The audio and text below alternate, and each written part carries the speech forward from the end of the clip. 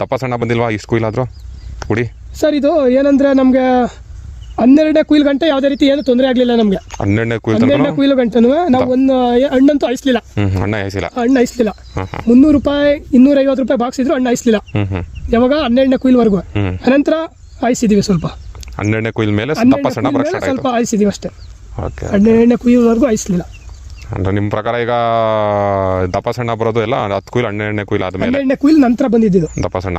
ಬೇರೆ ತಳಿಗಳೆಲ್ಲ ಎಷ್ಟಕ್ಕೆ ಬರ್ತಣ ಮುಂಚೆ ನಿಮ್ದು ಎಕ್ಸ್ಪೀರಿಯನ್ಸ್ ಪ್ರಕಾರ? ಸರ್ ಅದೆಲ್ಲ ಒಂದು 5ರಿಂದ 6 ಕುಯ್ಲ್ ಕುಯ್ತೀವಿ ಅಷ್ಟೇ ಮ್ಯಾಕ್ಸಿಮಮ್ ದಪ್ಪ ಅಂತ. ಅದ್ರೇನಂದ್ರೆ ಇದು ಒಂದೇ ಮೀಡಿಯಂ ಇದೆ. ಒಂದೇ ಮೀಡಿಯಂ ಸೈಜ್, ಒಂದೇ ಮೀಡಿಯಂ. ಅತಿ ಓವರ್ ಇಲ್ಲ ಅತಿ ಇದು ಇಲ್ಲ. ಎಲ್ಲ ಮಾರ್ಕೆಟಲ್ಲಿ ಡಿಮ್ಯಾಂಡಿಂಗ್ ಚೆನ್ನಾಗಿದೆ ಇದು.